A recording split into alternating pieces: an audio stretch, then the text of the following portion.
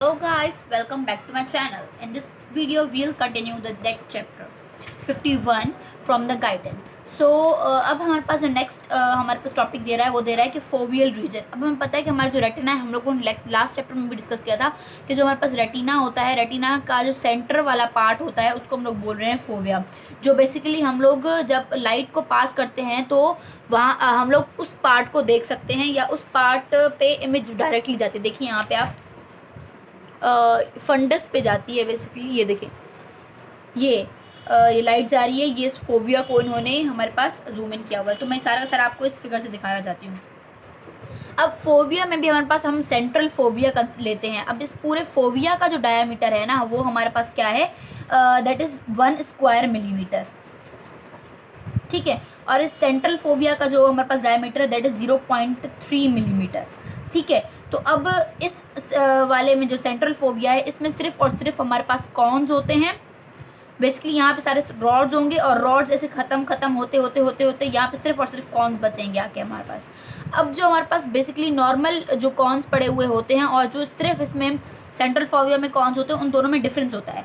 जो नॉर्मली हमारे पास जो हमारे पास कॉन्स का डायमीटर होता है दैट इज़ 5 to 8 जो है ना मिलीमीटर, सॉरी माइक्रोमीटर होता है। 5 to 8 माइक्रोमीटर हमारे पास इसका डायमीटर होता है, जबकि जो हमारे पास फोविया में जो पड़े हुए होते हैं उनका सिर्फ और सिर्फ 1.5 माइक्रोमीटर होता है। ये हमारे पास किसका है, कॉन्स का। और जो रॉड्स का डायमीटर होता है normally that is 2 micrometre, 2 to 5 micrometre होता है बेसिकली। और यहाँ पे हमारे पास कोई रॉड्स नहीं होते इस रीजन में, फोविया सेंट्रल इसमें।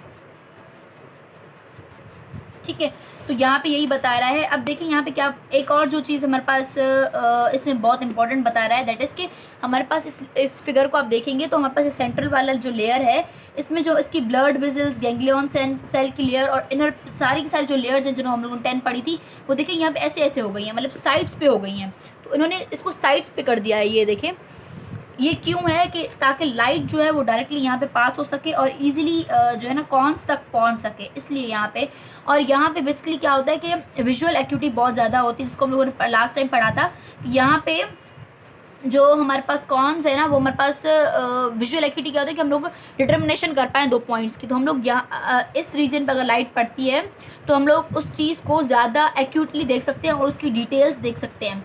ठीक है, तो ये होता है। और उसमें और एक और बात कि यहाँ पे जो कॉन्स होते हैं ना, वो हमारे पास लॉन्ग एंड सिलिंड्रिकल होते हैं।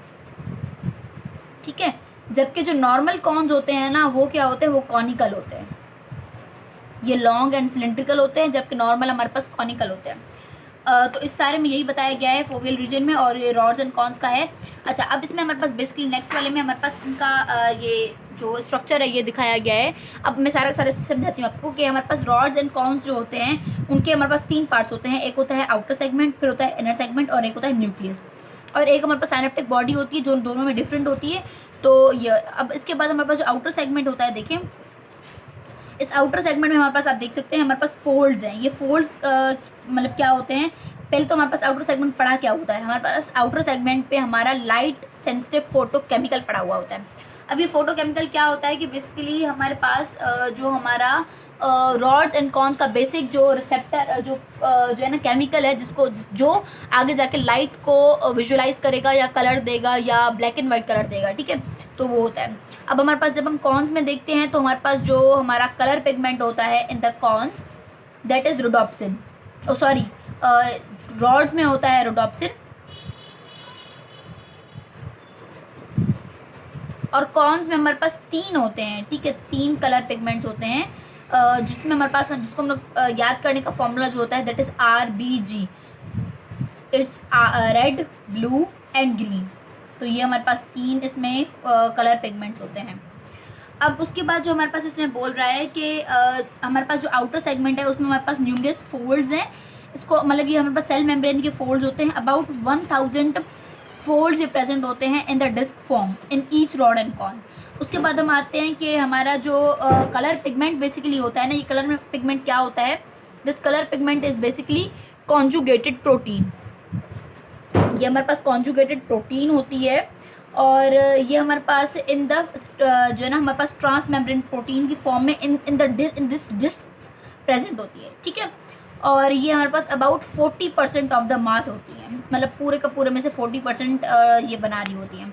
उसको बताते हैं हमारा इनर सेगमेंट पे। इस इनर सेगमेंट में हमारे पास सारे के सारे साइटोप्लाज्मिक ऑर्गेनेल्स होंगे, जैसे कि हमारा माइटोकॉन्ड्रिया होगा, हमारे पास हमारा एंडोप्लाज्मिक रेटिकुलम हो गया। उसके बाद हमारे पास न्यूक्लियस में तो न्यूक्लियस ही प्रेजेंट होगा। उसके बाद हम आते हैं हमारे साइनेप्टिक बॉडी पे।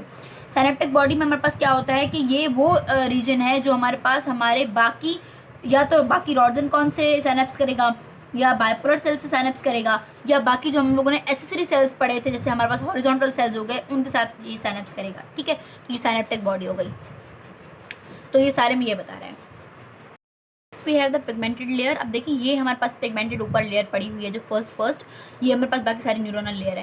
तो पिगमेंटेड लेयर में हमारे पास दो फंक्शंस होते हैं इस पिगमेंटेड लेयर के। एक है कि इसमें हमारे पास पिगमेंटेड लेयर में पड़ा होता है मेलानिन पिगमेंट। अब मेलानिन पिगमेंट जो है ना, पिगमेंटेड लेयर में हमारे पास दो चीज़ें होती हैं, एक होता है मेलानिन पिगमेंट और एक होता है विटामिन ए, ठीक है। अब जो मेलानिन पिगमेंट है इसका क्या काम होता है, ये हमारे पास एक ब्लैक पिगमेंट है। इसका काम ये होता है कि ये हमारे पास जो फालतू की रिफ्लेक्शन है ना लाइट की उसको रोके। अब फालतू की रिफ्लेक्शन को लाइट को रोकेगा। आप देखें इसका एग्जांपल हम लोग ये ले सकते हैं कि हमारे पास पुराने ज़माने में जो कैमराज होती थी तो उनके ऊपर हम लोग एक ब्लैक कलर का पर्दा चढ़ाया करते थे। क्यों चढ़ाया करते थे, ताकि जो रिफ्लेक्शन ऑफ लाइट है वो ना हो, मतलब ज़्यादा जो है ना डिस्पर्जन ऑफ लाइट ना हो। अगर ज़्यादा डिस्पर्जन ऑफ लाइट होगी तो क्या होगा कि जो विजुअल एक्यूटी है वो इतनी नहीं बनेगी, तो मतलब इतनी ज़्यादा अच्छी इमेज हमारे पास नहीं बन पाएगी। तो ये हमारे पास होता है। और उसके बाद हमारे पास होता है विटामिन ए। विटामिन ए हमारे पास, हमें पता है कि हमारे सेल्स की फंक्शन के लिए इंपॉर्टेंट होती है। और अगर हमारे पास विटामिन ए की हमारे पास जैसे हमारे पास डेफिशिएंसी हो जाती है तो हम लोग बोलते हैं उन लोगों को आई की प्रॉब्लम हो जाती है, जो हम लोगों ने हमारे विटामिन वाले चैप्टर में पढ़ाई होगा बायोकेम में, ठीक है। तो ये हमारे पास होता है। अब जिन बंदों में इस मेलानिन पिगमेंट की कॉन्जेनिटल एब्सेंस होती है हम उस डिजीज़ को बोलते हैं एल्बिनिज्म। अब एल्बिनिज्म में क्या होता है, इन लोगों में हमारे पास मेलानिन पिगमेंट जो है ना एब्सेंट होता है। तो इनमें क्या होता है कि उनकी विजुअल एक्यूटी इतनी अच्छी नहीं होती, वो ब्लर ब्लर इमेजेस देखते हैं। उनकी जो बेसिकली नॉर्मल विजुअल जो देखने विजुअल एक्यूटी होती है दैट इज़ अबाउट 20/100 और 20/200, जबकि हमारे पास जो नॉर्मल होती है दैट इज़ 20/20, ठीक है। तो ये इनमें होता है। उसके बाद हमारे पास जो नेक्स्ट टॉपिक है that is the blood supply of the retina. अब हम लोगों ने ब्लड सप्लाई पढ़ना है तो हम लोग को वो सारी 10 लेयर्स याद होनी चाहिए। अब देखिए ये जो हम लोगों ने पढ़ा था कि हमारे पास इधर 5 जो होती हैं वो हमारे पास आउटर लेयर्स होती हैं और 5 हमारे पास इनर लेयर्स होती हैं। अब देखिए मैंने आपको क्या बताया था कि जो हमारे पास आउटर लेयर्स हैं यहाँ पे हमारे पास क्या पड़ा हुआ है, देखिए यहाँ पे इस साइड पे यहाँ पे हमारे पास पिगमेंटेड लेयर पड़ी हुई है और पिगमेंटेड लेयर के पीछे क्या पड़ा हुआ है, कॉर्वाइड पड़ा हुआ है। और हमें पता है कि हमारे पास कॉर्वाइड के पास कॉर्वाइड प्लेक्सिस पड़ा हुआ होता है, आर्टरीज का और नर्व्स का, मतलब वैसे हमारे पास सारा कॉर्वाइड प्लेक्सिस पड़ा हुआ होता है, ठीक है। तो हमारे पास जो कॉर्वाइड प्लेक्सिस है ना वो क्या करेगा, वो बिकॉज ये कॉर्वाइड प्लेक्सिस इनके पास है ना आउटर लेयर वालों के पास, तो ये कॉर्वाइड प्लेक्सिस क्या करेगा, इन 5 आउटर लेयर्स को सप्लाई करेगा, ये जो हमारे पास आउटर लेयर्स थी। और बाकी जो बची हुई 5 है ना उसको सेंट्रल रेटिनल आर्टरी सप्लाई करेगी। डिजीज़ होती है जिसको हम लोग बोलते हैं रेटिनल डिटैचमेंट। अब रेटिनल डिटैचमेंट में क्या होता है हमारे पास कि इसमें हमारे पास जो हमारी न्यूरोनल और जो हमारे पास हमारी पिगमेंटेड लेयर्स है ना रेटिना की, वो डिटैच हो जाती हैं।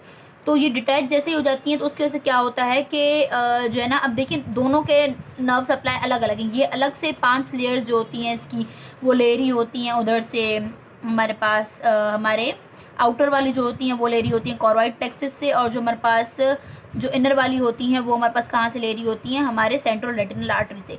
तो अगर ये आर्टरीज हमारी सही हैं, ये हमारी आर्टरीज अगर सही हैं तो क्या होगा कि ये कुछ टाइम के बाद ये अपना फंक्शन फिर से रीगेन कर लेगा, ठीक है, अपना फंक्शन मेंटेन करेगा और आप खुद को रीजनरेट कर लेगा आफ्टर फ्यू टाइम। लेकिन अगर ये आर्टरीज हमारी डीजनरेटेड हैं तो हमारे पास ये लेयर्स जो हैं वो अलग हो जाएंगी और उसकी वजह से क्या होगा कि ब्लाइंडनेस कॉज हो जाएगी, ठीक है। This rhodopsin retinal cycle. अब इसमें क्या होता है, बेसिकली जो हमारे पास रिडॉप्सिन होता है ये हमारे पास पर्पल कलर का एक हमारे पास विजुअल पिगमेंट होता है। ये हमारे पास 2 चीज़ों से बना हुआ होता है, एक होता है हमारे पास स्कोटॉप्सिन और एक इसमें हमारे पास होता है हमारा 11 सिस रेटिनल, जिसको हम लोग रेटिनाइन भी बोलते हैं, ठीक है। अब इसकी सिस फॉर्म में क्यों ज़रूरी है, बिकॉज ये सिस फॉर्म होगी तभी ये स्कोटॉप्सिन से मिलकर रोडोप्सिन बनाएगी। अगर ये ट्रांस में कन्वर्ट हो जाती है तो क्या होगा कि ये इससे कंबाइन नहीं हो पाएगी, ये इसे रिएक्ट नहीं कर पाएगी। अब क्या होता है कि रोडोप्सिन पे जैसे ही हमारे पास जैसे लाइट हमारी पड़ी हमारे रॉड्स एंड कॉन्स पे, रॉड्स पे जैसे पड़ी तो रॉड्स में हमारे पास रोडोप्सिन होता है, ये लाइट एनर्जी इसको कन्वर्ट करेगी इस 11 सिस फॉर्म को इनटू द ट्रांसफॉर्म। अब ये जैसे ट्रांसफॉर्म में होगा तो मैंने जैसे बताया कि ये इससे डिटैच होना शुरू हो जाएंगे, ये स्कोटॉप्सिन और 11 सिस रेटिनल साथ में नहीं रह पाएंगे। तो क्या होगा, पहले थोड़ा सा डिटैच होगा 11 सिस फॉर्म, तो क्या होगा कि हमारे पास 11 सिस फॉर्म पार्शियली डिजनरेट हो जाएगा और ट्रांस में कन्वर्ट हो जाएगा। तो इन दोनों की जो अटैचमेंट है वो हमारे पास डिक्रीज हो जाएगी और ये बाथोरोडॉप्सिन में कन्वर्ट हो जाएंगे। फिर ये कम्प्लीटली अलग हो जाएंगे, फिर ये बाथोरोडॉप्सिन भी हमारे पास नैनो सेकेंड्स में कन्वर्ट हो जाएगा इनटू द ल्यूमिरिडॉप्सिन। और फिर ये ल्यूमिरिडॉप्सिन भी हमारे पास हमारा जो है ना स्टेबल फॉर्म नहीं है, तो ये माइक्रो सेकेंड्स में कन्वर्ट हो जाएगा इनटू द मेटारोडॉप्सिन 1, जो हमारे पास मिली सेकेंड्स में कन्वर्ट हो जाएगा इनटू द मेटारोडॉप्सिन 2। ठीक है, मतलब इस फॉर्म में आके ये एक्टिवेटेड रोडोप्सिन की फॉर्म है हमारे पास। इसमें हमारे पास 11 ट्रांस रेटिनल बन चुका है। तो अब क्या होगा कि ये देखिए एक्टिवेटेड रोडोप्सिन है ये हमारा है, तो ये क्या करेगा आगे जो मतलब हम लोगों ने चेन पढ़ी थी कि इधर से हमारे पास बायपोलर सेल्स एक्साइट होंगे, उसके बाद गैंग्लियन सेल्स एक्साइट होंगे, फिर नर्व फाइबर्स में हमारे पास जाएगी हमारे जो एक्शन पोटेंशियल है, उसके बाद हमारे पास फिर वो ऑप्टिक नर्व में जाएगी। तो ये सारी एक्शन पोटेंशियल ऐसे चलेगी। अब जो हमारे पास मेटारोडॉप्सिन 2 है, अब ये तो हमारे पास एक्शन पोटेंशियल हो गया। अब क्या होगा कि हमारे पास लाइट खत्म हो गई तो अब हमें अपना काम बंद करना पड़ेगा, बिकॉज हम लोग अपना एक्शन पोटेंशियल से कंटिन्यू नहीं रख सकते। तो ये मैटर अब क्या होगा, रिफॉर्मेशन होगी इस रोडोप्सिन की। तो ये मेटारोडॉप्सिन जो है ये कन्वर्ट हो जाएगा into the all trans retinal और फिर ये जाके क्या करेगा all trans retinal and scotopsin में अलग अलग हो जाएगा।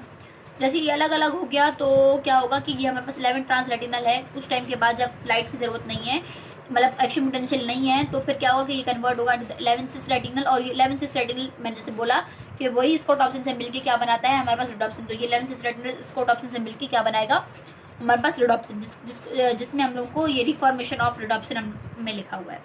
उसके बाद हमारे पास है role of vitamin A. Role of vitamin A में क्या है कि ये ऑल ट्रांस रेटिनल है। जब ये ऑल ट्रांस रेटिनोल में कन्वर्ट हो जाएगा, मतलब एक अल्कोहल में कन्वर्ट हो जाएगा एल्डिहाइड, तो क्या होगा कि हमारे पास ये विटामिन ए की फॉर्म है ऑल ट्रांस रेटिनोल। तो ये विटामिन ए हमारे पास हमें पता है 2 जगहों पे स्टोर होता है इन द आईज। एक होता है हम लोगों ने जो पढ़ा हमारे जो है ना, एक हमारे पास होता है in the pigmented layer of the retina और दूसरी हमारे पास होता है in the cytoplasm of the rods and cons. तो हमारे पास क्या होता है कि ये हमारे पास जैसे रॉड पड़ा हुआ है ऑल ट्रांस रेटिनोल, तो ये क्या करेगा, ये मतलब इसमें कन्वर्ट होगा, तो ये बाद में कन्वर्ट हो जाएगा इन द 11 सिस रेटिनोल, फिर ये सिस रेटिनोल फिर से 11 सिस रेटिनल में कन्वर्ट होगा और फिर वो रोडोप्सिन में कन्वर्ट होगा। लेकिन अब क्या होता है कि अगर ये विटामिन ए डेफिशिएंट है तो हमारे पास क्या होगा कि जो हमारे पास जो वो इंसान है, वो पेशेंट है, वो क्या करेगा कि अब जैसी लाइट पड़ रही है तो वो ये वाली जो विटामिन ए हमारे पास कम है ना, तो हमारे पास बॉडी क्या करेगी कि इसको बढ़ाने की कोशिश करेगी। तो हमारे पास ये रीजनरेट नहीं होगा। तो क्या होगा कि बंदा देख नहीं पाएगा। तो क्या होगा कि वो बंदा जो है कलर ब्लाइंड हो जाएगा, नाइट ब्लाइंडनेस हो जाएगी उसको। ठीक है, बिकॉज रॉड्स का काम क्या होता है कि वो नाइट में देखे। ठीक है, तो अगर रोडोप्सिन नहीं बन रहा तो क्या होगा, नाइट ब्लाइंडनेस होगी because absence in the rods. तो ये रोडोप्सिन नहीं बन पाएगा, तो इस वजह से हमारे पास कलर ब्लाइंडनेस हो जाती है। लेकिन अगर हमारे पास कुछ टाइम में ही अगर हम उसको विटामिन ए की इंजेक्शंस लगा देते हैं इंट्रावेनसली, तो वो बंदा जो है ना विटामिन ए की, तो वो बंदा जो है ना सही तरीके से रिकवर कर पाएगा from the deficiency of the vitamin A. So ये हमारे पास यहाँ पे लिखा हुआ है night blindness in due to the vitamin A deficiency.